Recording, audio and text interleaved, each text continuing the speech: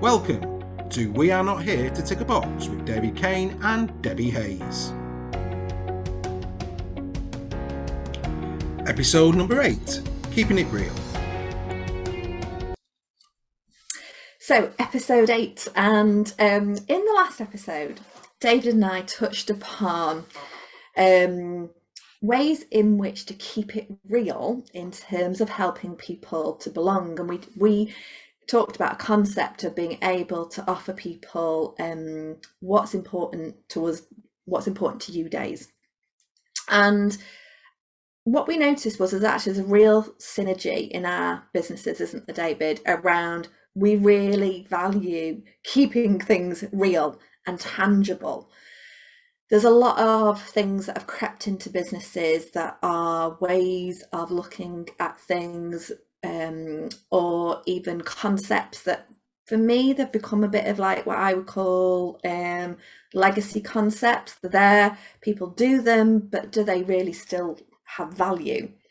And so we want to explore that topic a little bit more, don't we, David, in terms of, in 2021, 2022 going forward, how can businesses really keep it real? Yeah. So that things are, in my words, like lived and breathed, rather than just becoming concepts that are they're not relatable to people. And I think we've got a few very classic examples, David, haven't we, to share that we've had personal experience of people not either relating or engaging with. Yeah, I think keeping it real is what we should all do, whether it be in our personal lives or in our professional lives. And in terms of business, I mean, we were talking about this after the last episode, that there's a lot of things we tend to get on merry-go-rounds. I mean, we always say we're not here to tick a box. We're not here to just do what everybody else is doing. We want to do things that have lasting impact, that actually are good for the people in a business. And I think that one of the examples that we spoke about is, and this probably became fashionable back end of the 90s, mission statements. And everybody jumped on a bandwagon and said, right, we need to go and have a mission statement or a value proposition or all of these type of things. And off they went into the little offices and come up with these wonderful little slogans that they could publish to the teams and to the customers. And it was quite interesting because we had and by all means, go and take a look at it. There's an article, 51 mission statements from supposedly the 51 best companies in the world. That's quite an accolade to give any company, I would say, to be in the top 51. But I'd love to know how they're measuring that one. Have they spoke to the people who work there? Question. But yeah, we started reading through, and actually, as we're reading the mission statement, we're going, what? If somebody had told me to write my personal mission statement for that business as a consumer, it'd look and feel nothing like that. And just wasn't even relatable, was it? Like we were both looking confused, going, really? Yeah, bizarre, absolutely bizarre. And I think they're quite quirky. I mean, I think they can be quite quirky, but I actually think as well that they can create issues that perhaps wouldn't be issues if they weren't there. Because when you put these grandioso statements forward to new starters, to existing people at a relaunch or whatever it may be, yes, you want them to hold you to account. It comes from a place of good. I get that. Always will come from a place of good. But and again, forgive me for this. I mentioned this off camera. I mentioned it on camera. One of my biggest idol is Elvis Presley. We know that. If you don't know that, you do now. And it was interesting because in the 70s, he was asked, about his image. Is it hard to live up to your image? And he turned around and he said, the image is one thing, the man is another. And it's the same with mission statements. The mission statement is one thing, but the reality is another. And I think what we've got to be always mindful of, that, do we really need this? Is this actually going to be more disruptive than productive? It's an interesting way of looking at it. Well, what I've witnessed whenever people talk about mission statements is this sense of people don't relate to them. They just become words that, for me, in my experience, they're like wallpaper. Like after a week of them being up, nobody's looking at them. They're just something you walk past. And for me, that's a real bugbear. Yeah. I'm a very sort of tangible person in terms of, well, what is this really doing for us? And if it's doing nothing, then either it's wrong, or like for me, it is probably one of those legacy things that you just sort of go, yeah, it's had its phase, but really it's not all that productive. And what I've seen work far better is taking the concept of creating something which I would say, take the concept of using a team charter. Now, that's not prescriptive, because I would always say to every company, create your own words that are meaningful to your company. Would people relate to that? But let's just take the concept first and break that down in terms of, what does your particular team or business need to do? How does that need to be lived and breathed? What are the behaviors that are going to really deliver that? And why are we doing these things? Because if they're not understood around why we're even doing those things, then in my experience, people won't get on board with it. They need to have a purpose, a reason as to why those things are necessary. Yeah. And to be honest, once you've given people the why something needs to happen, they'll probably naturally figure out the other two things anyway. But it's so important to define these things, because it's the behaviors and the attitudes of the people that will really deliver the greatest results. And when you can really tangibly define what are those behaviors that we want to see lived and breathed, keeping it real, no convoluted words, nothing that's sort of squashed into a couple of sentences, it's far more tangible. People can relate to it. And again, this cannot be a wallpaper exercise. No. It has to be a charter that is gone back to, that's related to, and we measure, are we actually doing these things? Have we got it right? Are these giving us the results and the impact that we really want? Or have we gone off piste? Are these even the words that people relate to? Because if they're not, people won't engage with it. They will just become words. So it has to be kept real. It has to be tangible, doesn't it? And I've seen that when people adopt that approach, things really start to become far more cohesive. People can really engage and commit with it, and likewise it'll show where there's gaps. Yeah. And again, you can start to update these things, and it just becomes far more organic. It's not just some statement that's left there on the wall for people to go, with, you know. No. So yeah. You're absolutely, look, you're absolutely right. And the interest, I mean, again, you know, we mentioned in the last topic around, you know, work-life balance and things like that came out of it. You know, think about what we're saying here. What you're saying is, any of these mission statements, they're always, I don't know, they're always grandiose. So it's all about the customer. And the sooner businesses realize it's not about the customer, it's about your people. Your people, that's it. If you want a great business, all of your efforts, all of your attention should be on the inputs, on your inner world. Because by making sure that the inner world of the organization is right, the outer world takes care of itself, always will do. You know, people work too long hours. And why is that? Because nobody's actually looked at a time and motion study. Nobody's, you know, when was the last time somebody actually looked at a job description to realize that this had evolved to the point where now this is bigger than one person's job, or where it used to be a team of 3 that could do this. Now we need a team of 5. And actually, by making that bold decision to, yes, okay, we have to pay another 2 people's salaries, actually the impact of that is going to be better quality of work. If you're asking somebody to do a quantity of work, that's going to have an effect on the quality of what they're doing. If you have the right manpower, woman power, whatever the right phrase is these days, within that team, what we now have is quality of work, the amount of work this person is doing, and of course the impact of that will be, again, going back to things we've already discussed in terms of their ability to be open, honest, transparent, all of these other things, and how that creates a better working environment and culture. But, you know, let's get real. You know, I say we're not here to tick a box. We're here to be really honest and put the mirror up. These things don't happen. No, and it's important because otherwise they become those things are like a veneer, aren't they? Yep. It might look the real deal on the top, but under the surface, it's a very different world. Exactly right. You know, what's underneath? What is actually underpinning all of this? Because you can have all these grandiose statements that you want. It's about the reality, and I actually do think they can be very, very counterproductive. I think if more energy just went into the real simple techniques of, let's treat people as people. Let's respect their own career paths, their own progression. Get rid of comparison. We've said this before. Get rid of comparison. You know, we are going to deal with the individual. We're going to make sure they're right. We're going to give them the training, the development. We're going to create the togetherness.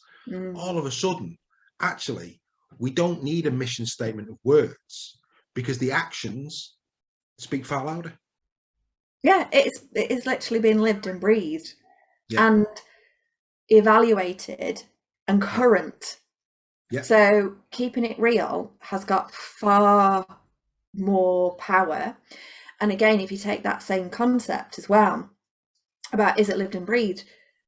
And I talked before just about, for me, like, mission statements have become a bit of like a legacy, in my opinion. And meetings, oh my God, how many legacy meetings are there in companies because somebody created it at some point for some purpose, and then 3 years later we're all still going to the same meeting, nothing's really happening, nobody's really understanding what we're really here for, and there's all this, like, again, it's like there's this veneer title, but people, it's not being kept real. People don't really even know why they're there, and then it becomes like they don't want to go, or they, you know, it just creates so many problems. So again, keep it real. What are those meetings there for? You know, who needs to be there? Why is it? What's the purpose of it? Get really, really clear about what those things are, because there's so much more benefit in you really getting down into that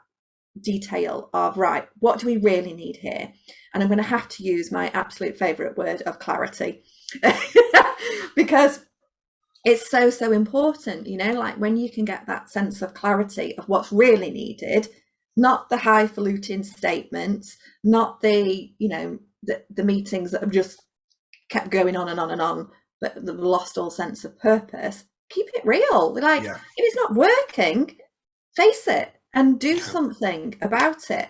There's no point just glossing over it and keeping moving forward because that was decided the way to go. If it's not working, shake it up. Always about moving. Ever heard though somebody say that mission statement has worked? Because I haven't personally ever experienced anybody ever saying that.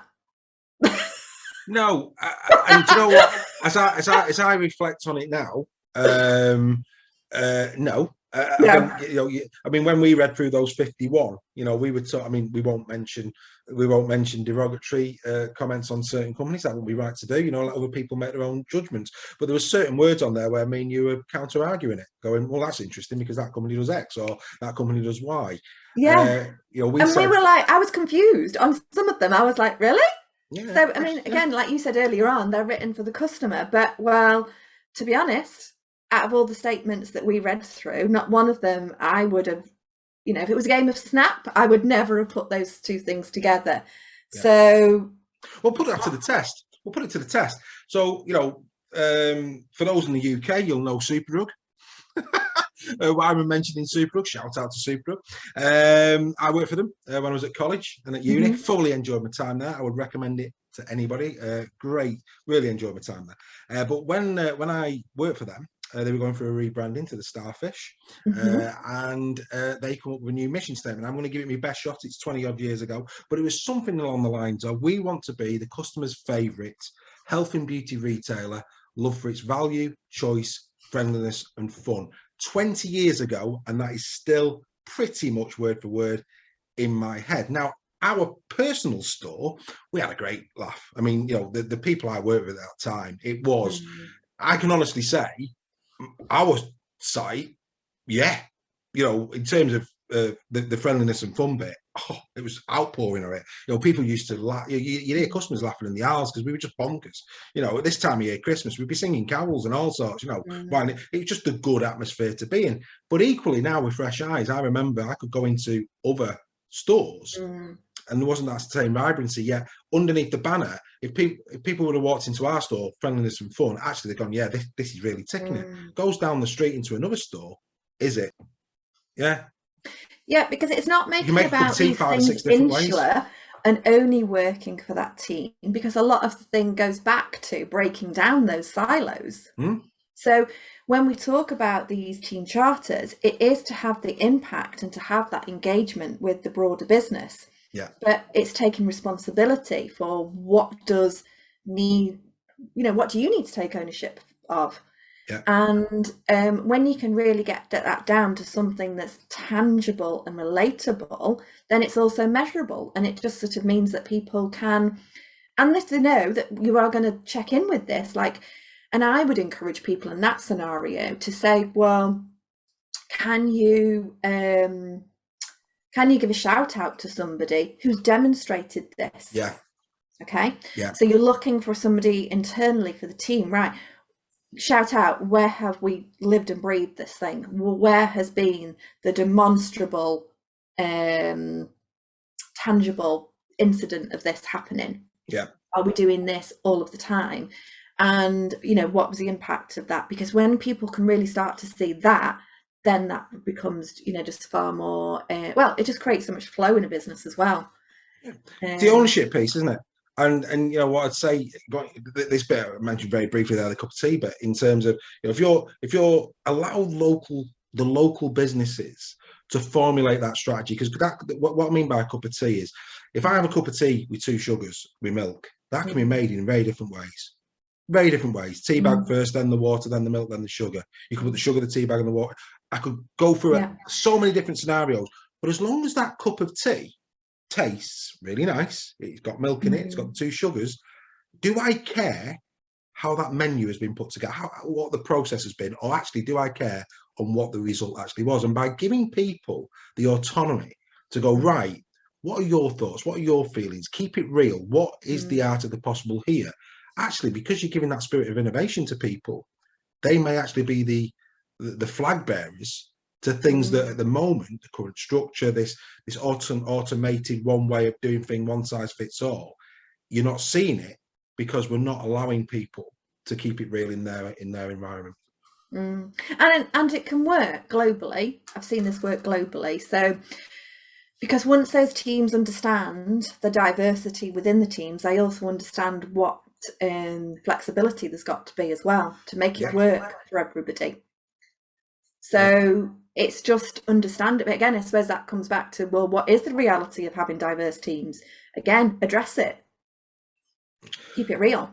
well, sometimes you just got to walk into a place to see if diversity is real. Yeah. And you do. The amount of times I've walked into a company, and I'm not talking about ones that work for me, I'm just talking about companies where you walk into a company and the people that you are met with are not a true reflection of the demographic that is where they operate, and you go, this is a bit odd. It really is odd. So sometimes just simply using your own eyes. You talk about keeping it real. We have an inclusivity and diversity culture.